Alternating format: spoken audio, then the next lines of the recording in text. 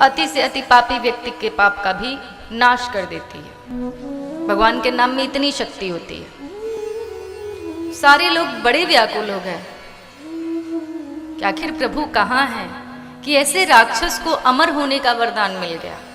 वस्तुतः वो अमर तो हुआ नहीं था, लेकिन लोगों में उसने ये सूचना फैला दी कि हम अमर हो गए हैं। उसने अपने पुत्र प्रहलाद को देखा। प्रहलाद का जन्म हो चुका था। यूं तो उसके चले जाने के बाद इंद्र मारने जा रहे थे प्रहलाद को, लेकिन नारद जी ने रोक दिया था ये कह करके कि कयाधु के गर्भ में कोई राक्षस नहीं है, भगवान का भक्त है, इसे तुम छोड़ दो। तो कयाधु संतों की कुटिया पे रही और भगवान के नाम का खूब उन्होंने स्मरण किया। 9 महीने तक भगवान श्री कृष्ण की कथाएं सुनी। उन कथाओं के प्रभाव से प्रहलाद जी भगवत भक्त हो गए। थे तो वो राक्षस के पुत्र, लेकिन जब गर्भ में थे तो माँ ने इतनी कथाएं सुनी, इतना उनका मन लगा भक्ति में कि प्रहलाद जी भगवान के भक्त हो गए। आप सुने होंगे महाभारत में भी अभिमन्यु ने चक्रव्यूह तोड़ना कहाँ सीखा था? गर्भ में ही सीखे थे। अर्जुन जब बता रहे थे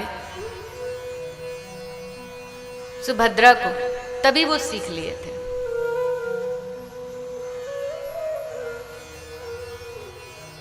आजकल के बच्चे भी सीखते हैं, क्योंकि ये कभी भी बदलता नहीं है। शास्त्र में ऐसा लिखा गया है, अगर कोई माता गर्भवती हो तो माता जो जो करती है पुत्र पर वैसा प्रभाव पड़ता ही है। उसका जैसा आहार विहार, जैसा उसका विचार, जैसा उसका रहन सहन होता है, पुत्र पर वही प्रभाव पड़ता है। वो आज भी होता है, लेकिन अब आज जो माता जी लोग करेंगे वही तो प्रभाव पड़ेगा। कभी कभी आप देखते होंगे 1 साल का बच्चा जब मोबाइल चलाता है और अपने आप से यूट्यूब खोल लेता है तो लोग कहते हैं अरे राम राम राम राम, इतनी बुद्धि इसको कहाँ से मिली। स्वाभाविक सी है, आजकल की माता जी तो ज़्यादा मोबाइल का प्रयोग करती हैं। तो अगर गर्भ में है तो वो जो देख रहा है वो तो सीखेगा ही सीखेगा, चाहे वो जो देखे।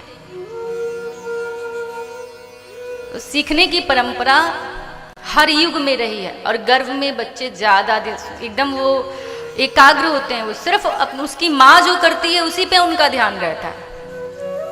क्योंकि प्रहलाद जी जब जन्म ले लिए तो उनको ऐसी संगति मिली ही नहीं कि वो भगवान की भक्ति कर पाए, क्योंकि राक्षसों के बीच में वो थे। लेकिन गर्भ में उन्होंने भगवान की कथा सुन ली थी और भगवान से अत्यंत प्रेम करने लगे थे प्रहलाद जी। और जिसको भगवान से प्रेम होता है, जिसको भगवान पर विश्वास होता है, उसको मृत्यु का भय नहीं होता है। मृत्यु से भयभीत वही होते हैं जिनको भगवान पर भरोसा नहीं होता, जो भगवान की शरण में नहीं होते। क्योंकि मृत्यु तो प्रकाट्य सत्य है, ये तो सभी की होनी है। जो भगवान से दूर रहता है, ज्यादा माया में लिप्त रहता है, वो माया को छोड़ना नहीं चाहता। और कितने संसार में लोग ऐसे भी हैं जो भगवान के बहुत बड़े भक्त हैं, वो सोचते हैं मेरी मृत्यु जल्दी ही हो जाए तो ठीक है, क्या करूंगा इस संसार में। ऐसी भी भावनाएं होती हैं भगवान के भक्तों की। प्रहलाद जी को मृत्यु से जरा भी भय नहीं लगता है। वो निर्भय होकर के भगवान का नाम लेते हैं। प्रहलाद जी जाते थे जब शिक्षा लेने के लिए, तो धीरे धीरे हिरण्यकशिपु तक समाचार पहुंच गया कि आपका पुत्र प्रहलाद, आप तो भेजते हैं राक्षसी ज्ञान लेने के लिए, लेकिन ये भगवान के नामों का उच्चारण करता है, आपके शत्रु का नाम लेता है। हिरण्यकशिपु को ये बात बिल्कुल भी अच्छी नहीं लगी। हिरण्यकशिपु बुलाया प्रहलाद को। हिरण्यकशिपु ने बहुत समझाया कि देखो पुत्र, ऐसा अनर्थ नहीं करते, तुम तो मेरे पुत्र हो। मेरा शत्रु अर्थात तुम्हारा शत्रु, तो तुम आज के बाद से उसका नाम नहीं लोगे। प्रहलाद जी फिर से वही भगवत नाम लेते हैं। अपने तो लेते ही हैं, जब जाते हैं राक्षसी ज्ञान लेने के लिए, वहां जो भी उनके मित्र थे, जो सखा थे, सभी को वो भगवान का नाम सिखाने लगे, सभी को वही कीर्तन कराने लगे। उन्होंने देखा कि सभी के मन में भय है, कोई भी भय से भगवान का नाम नहीं ले रहा है। तो उन्होंने विचार किया सर्वप्रथम तो सबके हृदय से भय को निकालना आवश्यक है। इन सबको ये बताना परम आवश्यक है कि इस संसार में प्रभु से बड़ा कोई भी नहीं है, प्रभु से बड़ा सामर्थ्यवान कोई भी नहीं है। और यदि प्रभु की इच्छा न हो तो संसार में कोई भी बाल भी बाका नहीं कर सकता। हिरण्यकशिपु की क्या विषाद, ऐसे ऐसे तो कितने राक्षस आए।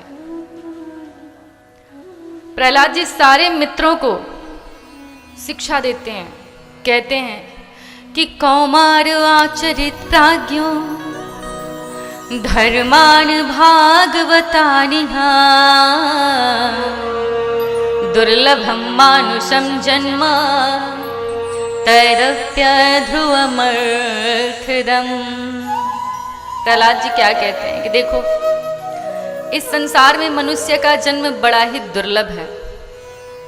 इसके द्वारा अविनाशी परमात्मा की प्राप्ति हो सकती है, परंतु पता नहीं कब इसका नाश हो जाए, ये कोई भी नहीं जानता। इसके नाश के विषय में संसार में ना आज तक कोई जान पाया, ना कोई जान पाएगा। इसलिए बुद्धिमान पुरुष या जो भी विवेकी लोग हैं वो बुढ़ापे या जवानी के भरोसे न रह करके बाल्यावस्था में ही भगवत प्राप्ति कराने वाले साधनों का अनुष्ठान कर लेते हैं।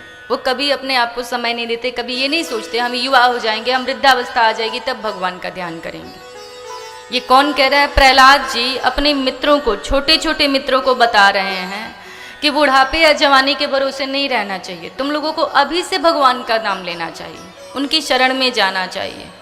कि ततो यतीत कुशलः क्षेमाय भयमाश्रितः शरीरं पौरुषं यावन् न विपद्येत पुष्कलः। कहा देखो, हमारे सिर पर अनेकों प्रकार के भय सवार रहते हैं।